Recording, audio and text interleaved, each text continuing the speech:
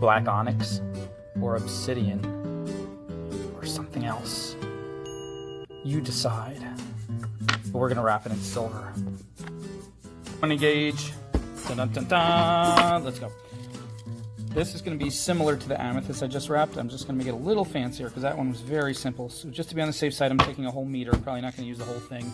Here is... Oops. Put it through the hole. Take the stone to the middle. Put the two ends together to find out where your middle is. Dun, dun, dun, dun, and then kind of crimp it right there. Bend one way, one the other way. Make a top loop. Kind of wrap it. You can use a pen or a pencil if you want to get a perfect circle, but if you just let the wire make its own little curve, it comes out pretty nice.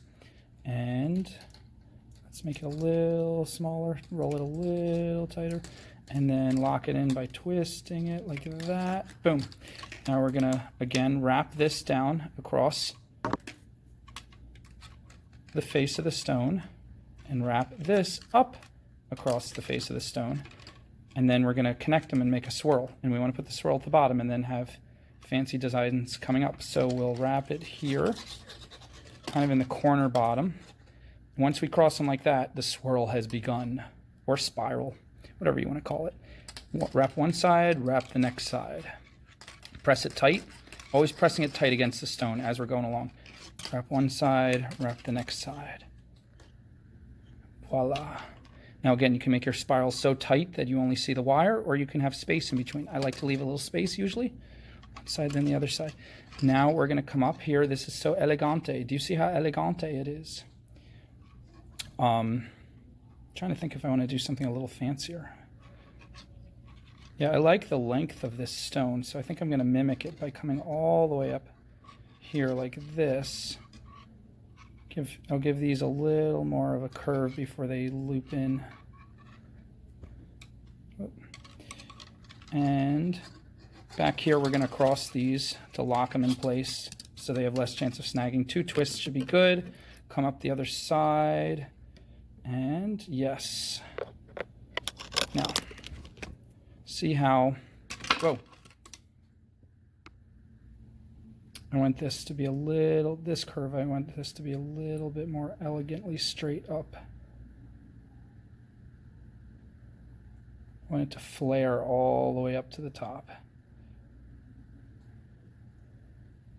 And I wish I didn't put that little corner right there, see that? Let's make it smoother.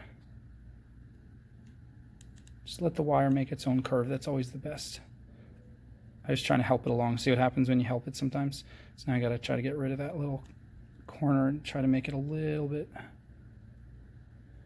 more smooth. Okay.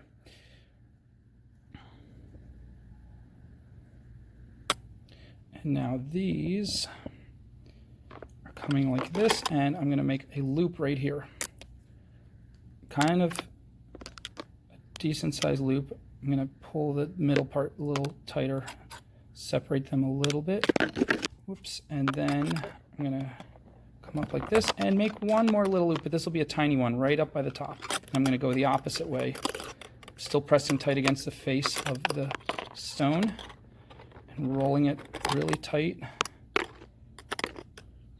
Really tight in there like that. See that? I want these a little more separate. Pulling them a little separate. And then this is going to, whoa, yeah, jumped right off. And then this is going to wrap around the scarf like this. Let's lock it around once just to get it in place and see if we want to do anything else. Okay, push this design a little bit more over the face of the stone.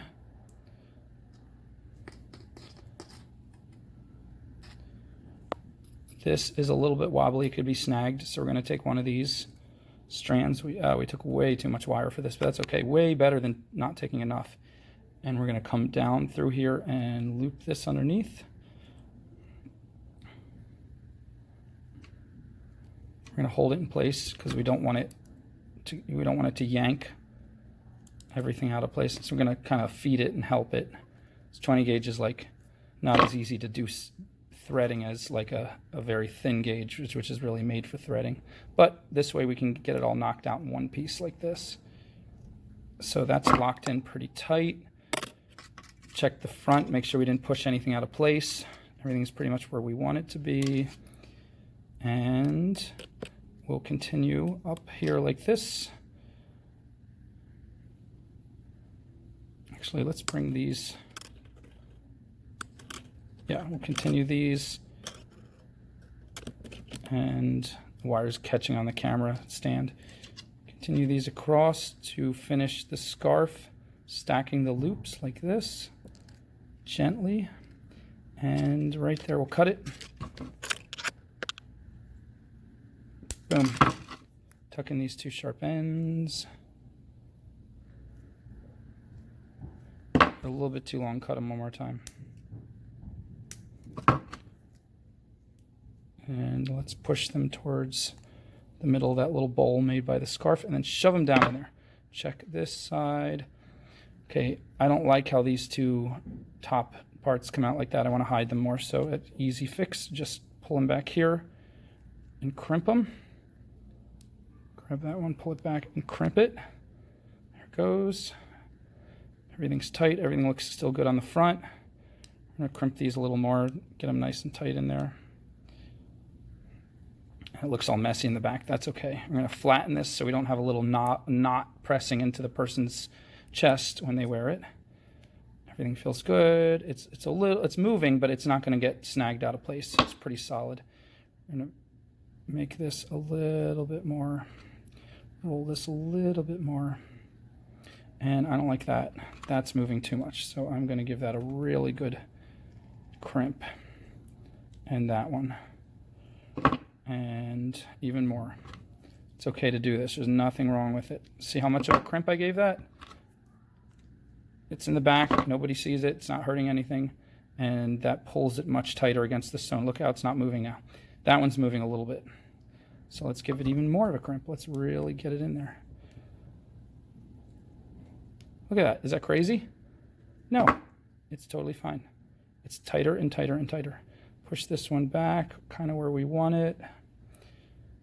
And nice, I'm happy. Put 3 little jump rings at the top and a pretty chain, and we're good to go.